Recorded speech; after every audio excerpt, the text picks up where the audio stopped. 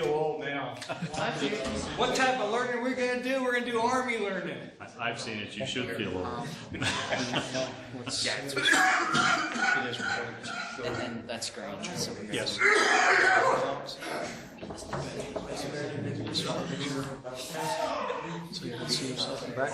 Okay. All right, guys. We're fortunate enough to have a retired Army officer in the area, Major Moneymaker. That is his real name. Fantastic name. Hard to forget that. But I'm going to go ahead and turn the floor over to Major Moneymaker. We've got about the next 30, 35 minutes. Are all yours, sir. Great. All right. Thanks. Thanks, sir. You have your hand up for a question? I like a chair. You'd like a chair. Now let it be said, the Army does not solve problems. It's all right, I'll stand up. Actually, I don't like being strapped to a chair anyway. As Colonel Dick Kemper said, my name is Major Moneymaker, and I took a fair amount of quizzical glances or ribbing from people when I was in the service because, are you really a Major Maker? I talked to the earlier class a little bit about this uniform real quick. If you've seen in movies or in past that the Army had a green uniform, this was the dress uniform they used for formal occasions with a bow tie and such. Now it is the Army service uniform. It traces its lineage back to the cavalry. It was a double breast at the time, but you have the dark blue pants with scuffs on, dark blue pants with the gold stripe, the navy blue tunic, and then the branch color and shoulder strap. So if you see the blue, it doesn't mean I'm Air Force. I am, however, a pilot. That's what I'm going to talk to you about today. We talked about the career progression of one Thomas Moneymaker from high school student to retired officer in an earlier class, and you can watch that one online. I just want to talk for about a half an hour about flight school, Army Aviation Flight School. There are several ways you can get into flight school. When I came into the Army, there was a thing called high school and flight school. You could graduate from high school, sign up for the Army for the high school flight school option, go to basic AIT, about 14 weeks long, advanced individual training, and off you went to Fort Rucker, Alabama, where you go through Warrant Officer Development Course, known as WOC D, which they used to wear t-shirts that say, we do in 9 weeks, but it takes West Point 4 years to do, because they would teach them leadership of being a future officer. Then they go to flight school. When I was in flight school as a commissioned officer, we had warrant officer candidates, or WOCs, in school with us. They were stick buddies. We would share the aircraft. I would fly with the instructor, and the other guy would be in the back seat, or we'd switch around. The other way was going to flight school, commissioning, and requesting flight school as an option. It was not a branch. When I joined the Army, you had to spend a ground tour, an assignment, as a ground officer in your infantry, armor, artillery, field artillery, air defense artillery, military intelligence, or medical service corps, one of those branches. After 3 years, then you could go to flight school. I started my career as an infantry officer, spent 3 years jumping out of airplanes at the 82nd Airborne Division, and went to flight school.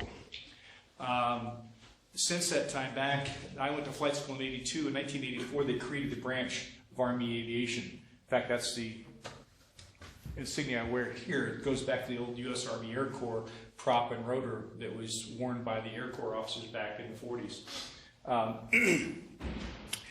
So flight school, Fort Rucker, was about a year long, about nine and a half months, depending on what course you took. Started out flying something called a TH-55. It's a Hughes 300, kind of a small Hughes 500, if you've ever seen one of those, or an OH-6. They called it the Mattel Messerschmitt because most of the components were made by a company called Mattel, who also makes toys. The major way that the thrust would be pushed from the engine to the transmission by a series of rubber belts, which always made us wonder, will this thing really work or not? After about 40 hours of flight, about where you normally get a private pilot certificate, we took our first check ride to show that we were qualified as primary flight trainees. And then we'd go into something called contact. Contact was learning how to fly a Huey. You've all sure have seen Hueys, UH-1H, Huey. Primary utility aircraft came into being into use in the Army about the time of Vietnam. You learn how to fly basic flight modes. Is that going to be enough chairs? Good. Basically, learn how to fly a jet-powered aircraft, a gas turbine engine. and then we went into instrument training. When you come out of Fort Rucker, you get a commercial pilot's license and rotary wing, as well as a commercial license. After that, part of the class went in to learn how to fly cargo operations, sling load operations, air assault operations, that sort of stuff.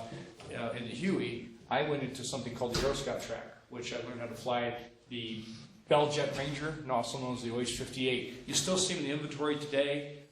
It's the OH-58 Delta, small scout aircraft with kind of a little ball on top. We called it the gumball machine.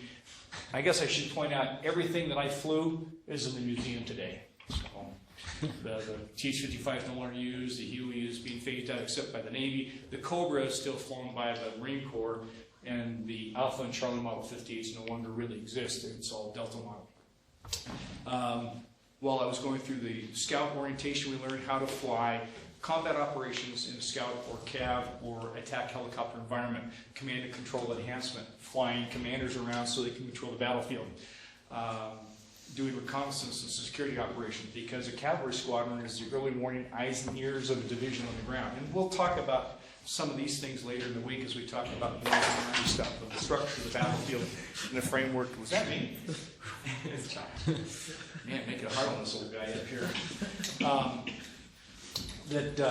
And then also, we were some of the first classes to be qualified to fly combat operations wearing NODs, or night observation devices, or night vision goggles.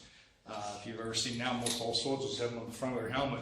For us, it was the early thing. We modified them when we were learning how to fly combat operations, tactical flight environment down in the trees with night vision goggles, which was disconcerting at times, but once you figured out how to do it, it was really great, because you get, well, it gave us the ability, as they started producing pilots trained that way, our soldiers on the ground were operating at night. We had an advantage over the enemy. Now we had the ability to fight with our helicopters also. We could bring munitions and air assault operations onto target at night. I think the goggles, well, the ones we had, would take your vision and improve it from basically dark to 2200 at night. We could see wires. We could tell the difference between evergreen and deciduous trees. You had that clarity. And that's technology that 25 years ago, so it's gotten even better. After I graduated from flight school, I went to the Cobra course and learned how to fly the fully modernized Cobra attack helicopter, which was a precursor for the Apache. In fact, I chose attack helicopters because I wanted to fly the Apache. But by the time it finally came into the inventory, I was kind of too old in the Army to be qualified in Apache, so I stayed in the attack business. Flight school. Any of you wanting to be pilots? You're an Air Force ROTC. Of course, the only ROTC gigging around, right? Well, flight school was a trip. It was fun. It was getting paid to do something I'd always wanted to do. I remember my first day out at the flight line, because we went through about 2 weeks of air medical training. They took us to an altitude chamber and did the whole gig of take us up to altitude in this chamber to about 20, I forget how many thousand feet. It's high enough that once you took your mask off, you didn't last long before you passed out. And they had us doing the bit. A couple of people were handing, showing cards, and they had to put the cards in the right deck. I had this thing I was supposed to draw a series of shapes, and I remember when I took my mask off, it was very cold in there, and trying to draw these triangles and squares, and pretty soon I felt this guy moving my body and put the mask back on me, and then I could breathe again, and looked like I'd written some sort of hieroglyphic down instead of shapes. And they had these cans that were crushed, like a paint thinner can, and these rubber gloves that were hanging just limp. And as they took us to altitude, the cans bulged back out because more pressure inside than outside. These gloves got big. And it was it, so we knew we were at altitude. They also told us, they did it on a Friday because we had gone without oxygen and back on pure oxygen, that we weren't good for anything the next day, so they did that to us on a Friday so that we would recover on the Saturday, our day. The other thing they did is a lot of the air medical training, we learned about night vision, how the eye works, and they put us in a room about this big and turned the lights down. We sat there for about 45 minutes as our eyes would acclimate to the darkness. And as you're sitting here, you start to see more and more things around the room becoming obvious. It wasn't that they were turning the lights up. Our night vision was getting so acute that as we were out of light hitting the rods and cones in our eyes, the rods, which are your night vision, were becoming more attuned to what was out there. That's why at night they talked about it, like as you start, how many of you here have driver's licenses? Okay? They ever teach you when you're driving on a country road at night to, if somebody's approaching, maybe look away or close one eye until he goes by and open it back up? That's keeping your night vision so you have good visual acuity. They also taught us how to use the proprioceptive senses, and stay away from actually not use your proprioceptive senses. That's what they call seat of the pants flying. That you think you know what you're doing based on your inner ear, when really that's not what happened. They did a thing to show us what vertigo felt like. They had this chair that they strap you into. They strapped your arms down. They strapped your legs down. It had a table. You put this little hood on that completely blocked off your vision, and you had a little light, a little LED. Because the way the body works, if you have a fixed reference point on the horizon that's not moving, and you're moving in a turn, and you rapidly change your head, you'll get vertigo. Your body reacts crazily. What this did, they put this in this chair, and the chair could rotate, and they started spinning you, and it got to a constant movement. And if you've all had biology, you know, inside your inner ear, you know, the snail shell, the horseshoe, and the stirrup, and the different parts in your inner ear. Inside your inner ear, there are little hairs that move back and forth. As they move, they activate nerve endings, which tell you relative motion. There's kind of oily fluid in your ear. So what happens with your inner ear, if you start turning and get a constant speed, those little hairs come back to the center. They're telling your body it's not moving, when in fact your body's still moving. And we'd watch other people, they'd start spinning, you lay your head down like this, and they say, okay, now flip your head around. You see them go into convulsions, almost like they're having a seizure. And we all laughing at everybody. Then it was your turn. It's a good thing it was before lunch, because I think if I had food in my stomach, I would have lost it. It is the most disconcerting feeling I've ever had, because you've got this little light, and you feel like you're sitting there doing nothing. You turn like that, now you've short-circuited your inner ear. And I see why they strapped us down. Those are some of the things they did. Finally, we got to go to the flight line. And this crusty old guy, at least he looked older than me then, he's probably close to my age. I'm 58, but back when I was a lieutenant, 58 seemed like, you know, you should be in a wheelchair walker, stay in the VA in the dormitory. This guy comes out and goes, come on, we're going to go flying. It's almost like in the movie Matrix, where you stick that probe in the back of the head and lock yourself into the Matrix. This guy just attached himself to the helicopter and made it fly like it was part of his body. The aircraft was pretty basic. There was a piece of yarn and string screwed onto the front windshield. That was our turn and bank indicator, because if the string was off to one side, it means you're flying out of trim. It's important to stay in trim when you're flying, because it keeps the most efficient use of your lift.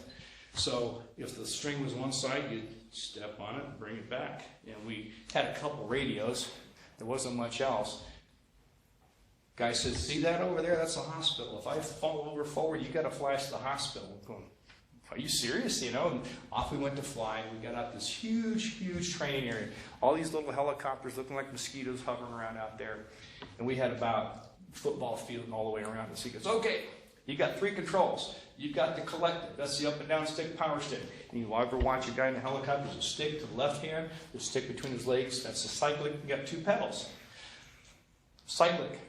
Pull up on that, adds more power to the system. You keep everything relative to the horizon. You'll go up in the air. Push it down, you go down.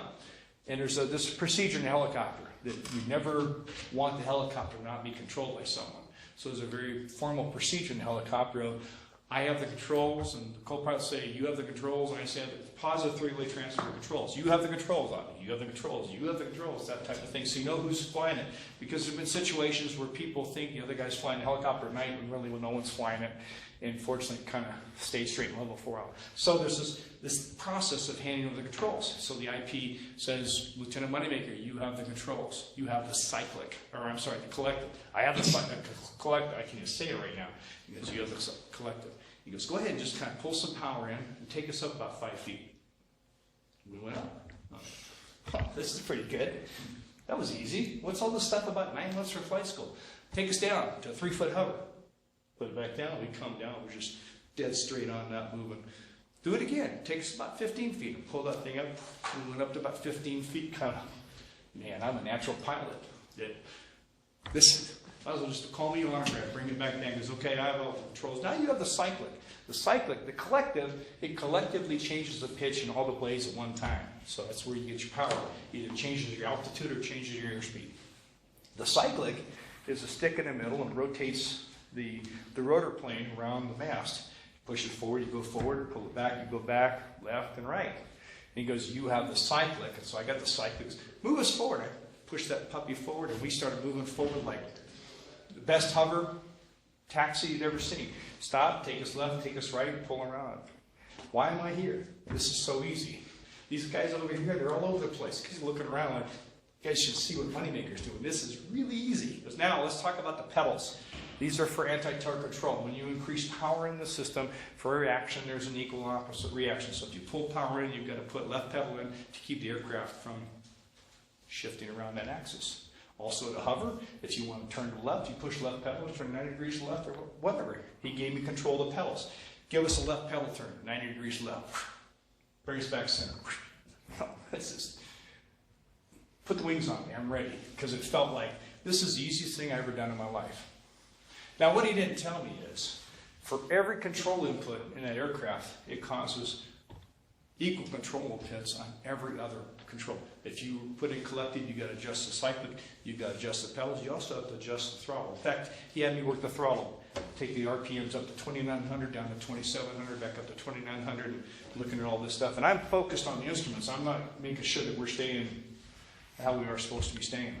So he gave me control of the aircraft. He goes, keep that needle in the green arc, 2,900 RPM, and hover. Hit my mind. What do you think I've been doing? Gave me control. We're sitting there for a minute. All of a sudden, we're going back like this. He goes, I got the controls, and brings it back. Like, wow, what'd you do wrong? You know, and got it again. It had to be him because I've been doing it great. Well, once I got humbled, like I should have been, like everybody else had. The reason why everyone else was having trouble, it looked like I was doing good. I was kind of slow at this. They had already got past all that. They were now trying to hover. I hadn't gotten to hover yet.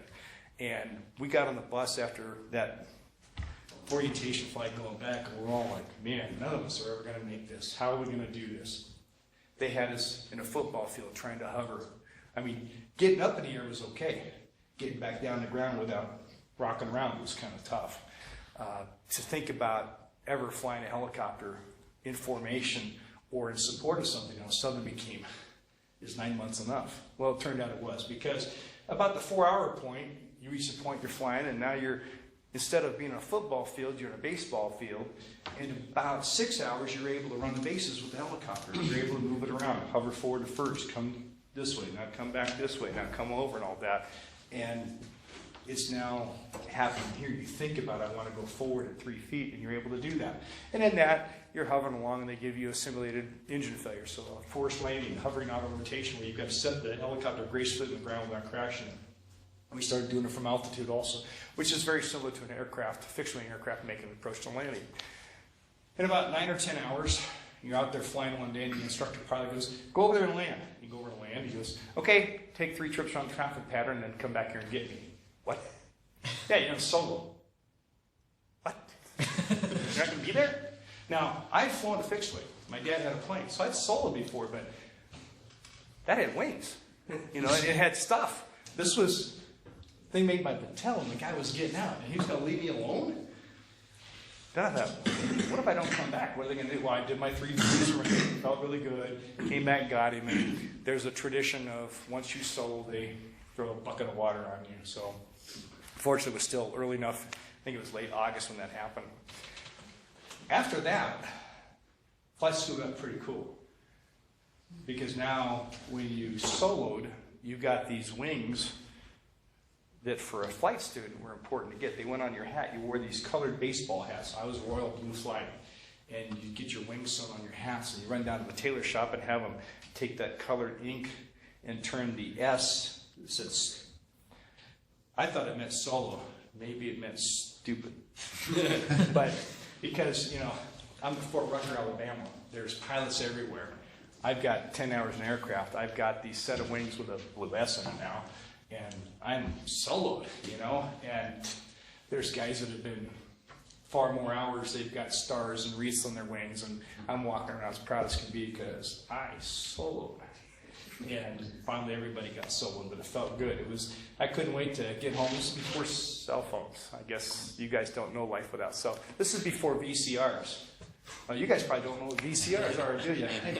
Yeah. Before CDs. Yeah. Big yeah. Couldn't wait to get home and call back home and tell my dad that I had soloed. And jumping ahead, one of the greatest honors I ever had is my father came back to Fort Rucker and he pinned my wings, these on me, and when I graduated from flight school. But I'm living proof. We always say the Army breaks everything down into small pieces. We can teach a monkey to do anything. We can teach a monkey to fly, and I'm kind of living proof of that. There's somebody that goes to Fort Rucker, Alabama to go to flight school and cannot come out there as a pilot. They didn't want to, because the Army and the Air Force, I'm sure also, but my experience as Army can take anything they've got to train and break it into small pieces and build upon that experience to where you can walk out successful doing your job. Sometimes it's better to come in, like in the case of aviation, to walk in clueless. Other than that's air, that's ground, and there's something moving through the air, and I'm going to be in it. At my graduation, they do a flyby, formation flyby of everybody. And this is, again, the days before VCRs even. My parents had borrowed a movie camera from somebody that had sound. And they're filming the flyby. So you have all these Hueys coming by, and there's a couple ones kicking out smoke, and all the scouts out in front. And you hear, oh, there's, and they have this board with who's flying what aircraft. Take a look up. There's Bobby Sue, and there's Becky, and there's Tommy, and all this sort of stuff. And this couple behind my parents go, wow, will you look at that? 9 months ago, we wouldn't let him drive the car. Look at what he's doing now. And that was a serious statement. That to change a little bit, I went through airborne school. We took off 5 times. We jumped out of the airplanes 5 times. There was a guy I went through jump school with from northern Georgia. Those are the first 5 times he'd ever been in an airplane. When he came to basic, it was by bus. So every time this young man had ever taken off an airplane, he jumped out. I often wondered what it was going to be like his flight home, what he was going to try to do and get ready for landing. But, anyway, what that's got to do with flight school? Absolutely nothing. No, flight school was, back in $1982, the taxpayers of this country put $975,000 into my education to teach me how to fly helicopters, both primary flight instruction and the Cobra turnaround course. And they got the return on investment because for the almost next 20 years, I flew helicopters in the Army. I flew attack helicopters, I flew the Cobra, I flew Hueys, I flew the Scouts, and such. And one of the finest schools in the world. I'm sure if you go to Pensacola for the naval flight, I'm not sure what the Air Force teaches there. Do you know where primary flight? But all schools, same quality of instructors. The military is very good at taking complex things that could be inherently dangerous and making them extremely safe. Back to jump school for a moment. My son recently went through airborne school. I went back to see some of what he was doing. In 30 years, I went through jump school in 1979. It hasn't changed. The buildings are newer and nicer, but what they teach is the same. You look at the thousands of people that go through jump school, and there's so very few injuries. The military does a good job of integrating safety in all they do. Same thing with the flight schools. What comes out of Fort Rucker is a quality of pilot that can go out and immediately get into an aircraft after he goes through a local area orientation, excuse me, of what's going on in that particular area you're flying at, and you're ready to fly beside anyone else in the unit. You can fly combat operations. Now, the things that we did, like the most experienced pilot in my company, was always paired with the newest or least experienced pilot. And then the next most experienced with the next least experienced, and worked this all the way back up. So your last crew of 7 Cobras, 14 pilots, crew number 7 was the 7th most experienced and the 8th most experienced, if you will, flying together. There was one exception to that, because as the air battle captain, the guy that ran the mission in the air, I always grabbed the most experienced pilot, was the instructor pilot, because many times The aircraft I was in became a single pilot aircraft because I'd be running several different radio frequencies, talking to the unit we're supporting, talking to the Air Force, or coming to the aircraft. The attack helicopter business, we did something called JAT, Joint Air Attack Team, which was field artillery, Air Force close air support aircraft, be the A-10s or F-16s, Army Cobras, and then the unit on the ground. So just start thinking of artillery net, Air Force net, our internal attack net, the ground unit, all these things. So you're trying to control that, and you've got a sequence in. An ideal JAT is the artillery will fire the rounds. Could be anywhere from 20 to 30 second time of flight. You want those rounds impacting on the ground just as the Air Force is coming in to let loose their 30 millimeter anti-tank weapons. And as they're making a break, more artillery rounds are coming in to cover their break. As that's happening, attack helicopters are coming up. They've got like a 23-second time of flight of their missile. So you want artillery and 30 millimeter artillery and tows and artillery and all this going on. So you see why my pilot was flying the aircraft while I was just talking on the radio a lot. But you come out of a school trained to do that. I have a book here. The first operator's manual that I had was about that thick, maybe 3/8 of an inch thick. There were 2 chapters in it that we had to memorize verbatim. Operating limitations and emergency procedures. The emergency procedures we had to have memorized. We basically had to tell you what the punctuation was. It was like maybe 7-8 pages, and we were stressing out about memorizing 7 or 8 pages of operating procedures or operating limitations and emergency procedures. And I'm like, oh man, are we ever going to do this? Because on the check ride, you got to tell me about retreating belly stall, and you'd have to tell them about that, or tell me what the starting limitations are for the TH-55 Charlie, or this and that. But somehow we managed to absorb it all. When I got to the Cobra transition course, the operating limitations and emergency procedures section of that book that I had memorized was thicker than the entire manual of the first helicopter I flew. Yet, by the time I got to that, it was real easy. The process of memorize and understand how all that worked had become second nature.